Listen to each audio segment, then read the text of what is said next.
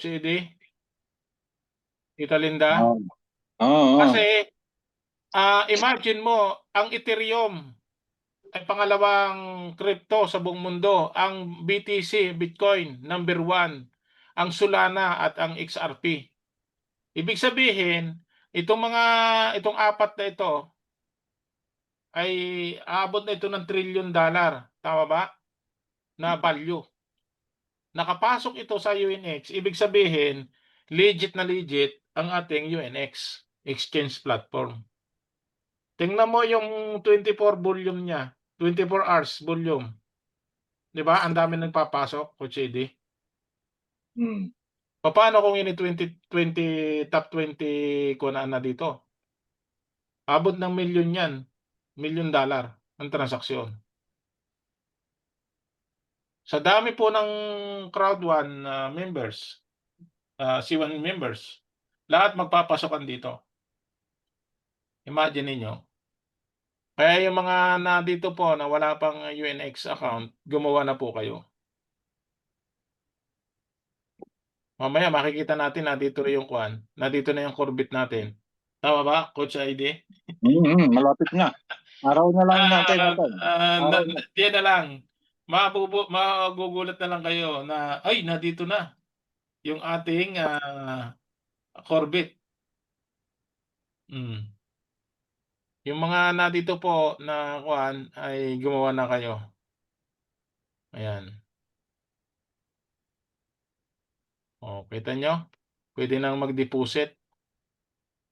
Ganon din naman sa kwan, 'di ba? Sa Ceiling wallet natin, Coach Mm. Eddie. Parehas din 'yan.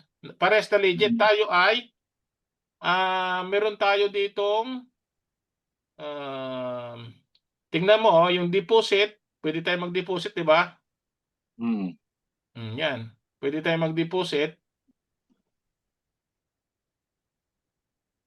and then pwede tayong mag-withdraw, 'di ba? Ayan oh. Mm. Makikita rin dito na pwede natin nang i-withdraw yung ating Corvette. Tama ba? Ilalagay rin nila 'yan. Mm. Swap natin. Kasi yung Corvette natin, diyan muna papasok, 'di ba? Diyan papasok yung Corvette natin, 'di ba? Nandiyan naman talaga. Ngayon, ililipat natin sa UNX para i-trade. Kasi hindi open ang trading sa Ceiling, 'di ba? Hindi open ang trading. Ano lang, withdraw lang Mm. tsaka deposit. Pero doon pwede nang i-trade yung Corvette sa other crypto sa UNX Oo. kung gusto nating pirahin. Ah, Diba?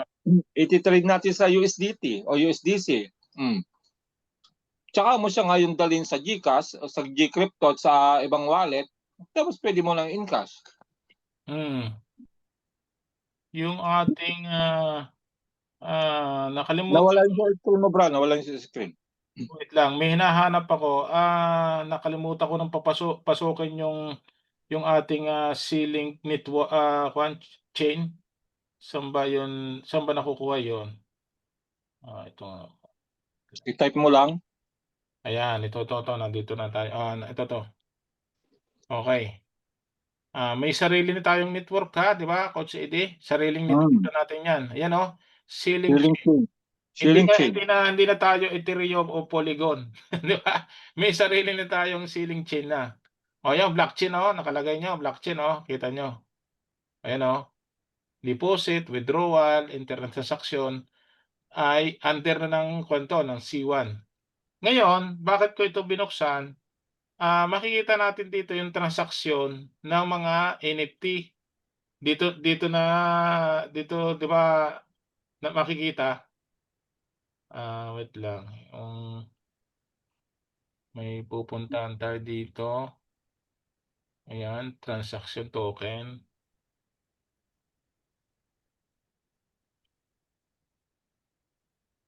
Yan.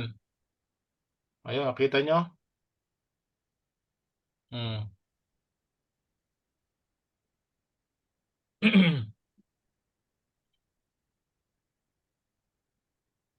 Ito, nag-stake, claim rewards. Ah, nakikita 'di ba ang transaksyon sa ceiling, Coach AD? Kita nyo? Mm. Mm. yung kumuha ng rewards. Ayan o, stake. O, nag-stake siya. Tapos, nag-claim ng rewards. O, kita nyo? O, sa kwan yan itong isa ay sa Corbit. Ang isa naman ay sa Node NFT. Tama ba? Nag-stick sila ng Corbit. Tapos yung rewards, makikita natin dito kung anong rewards ang pinanggalingan sa Node staking o sa Corbit staking. Ibig sabihin, yung transaction nito, ito ay tinatawag na blockchain na. Tama, Coach Eddie? Oo, oo. Okay. Pupuntahan natin, magkiklik tayo ng isa. Okay. Tingnan nyo po, ang galing ng blockchain natin. Walang mintis yan walang matatanggal na isang point o isang litra. O, yun ang tinatawag ng blockchain. O, successful Imagine nyo, yung ating company na C1 company, mayroong sariling network chain. Imagine nyo, success na success siya yung transaction niyan. Ang dami niyang naka-record. Hindi pwede magmintis ng kahit isang tuldok lang. Approve ang ating ceiling chain network. Under ng ceiling wallet yan. Kaya ganyan ka-importante po ang ceiling wallet natin. Na pwede iyan na mag-connect, talaga sila magkukonek sa UNX exchange globally. Tapos sa loob ng ating Crowd1, C1 company, may sarili tayong wallet.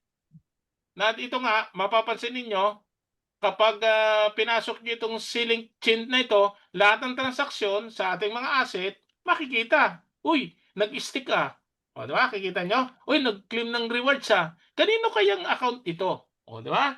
Kaya yung ibigay nyo sa akin yung inyong address, crypto address diyan sa ceiling. Makikita nyo ang transaction dito. Gusto nyo bang subukan? Kuhanin ko yung akin, Coach Eddie. Sige, try mo para makita nila. Okay. Wait lang Itatype lang natin dito. O yan, di ba? O yan. Yun ang akin. Kita mo? Transaction, 107. Yung gas fee. Wow. Sabay Ito, aking kon yan Aking account yan makikita mo na dito. Yung transaction ng aking account. Tama ba? Coach ID? Yan. Yan dapat alam niyo ito kasi dapat meron din kayong ganito. Inyo yan tingnan mo yung yung aking account, yung follow ng aking account. Dapat marunong pwede niyo itong i-preset o ipagmalaki, Coach AD sa iba.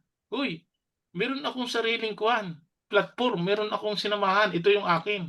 Yun mga transaksyon ng aking mga Kita niyo yung transaksyon ng aking kayamanan. Ito'y sa akin di ba, Coach AD? Sa akin yan. Hindi sa iba. Bakit? Yung aking address, ito ay highlight ko nga sa inyo. Ayan bibilugan ko. Papakita ko sa inyo Wait lang. Akin yan. Dapat meron din kayo, di ba? Wait lang, guguhit ako. Kita niyo yung crypto address ko, Coach Eddie. Address details. Tama ba? Yan, di ba?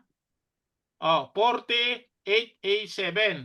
Punta ko ng ceiling wallet ko.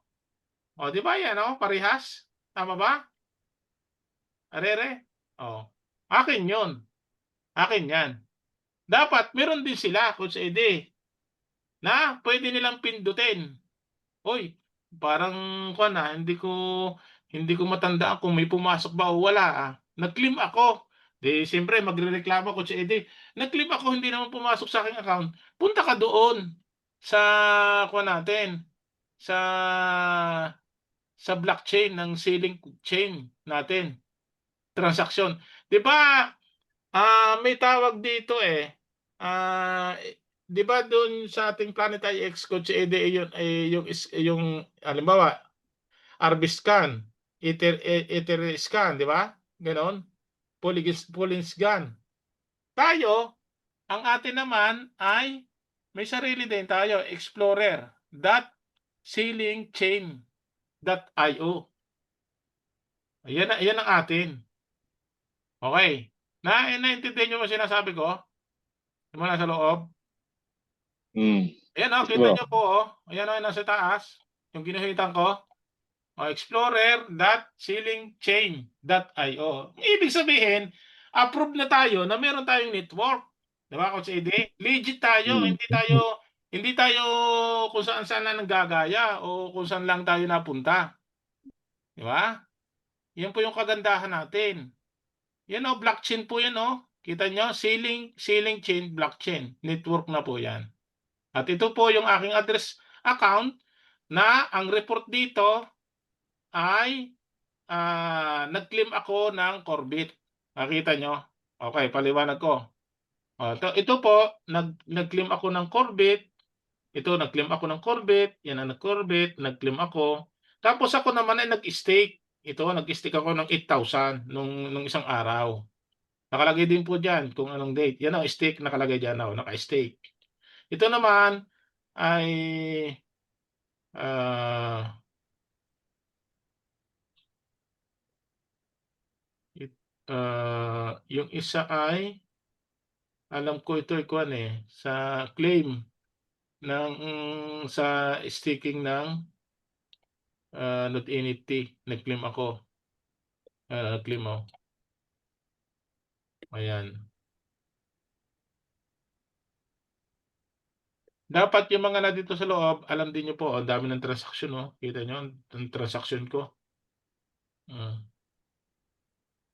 ayan, coin transfer, nag-transfer, NFT,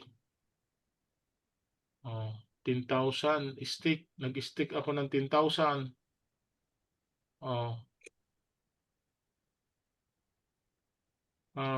Yung pledge na ito, tingnan natin kung yung pledge ay nandito rin ba.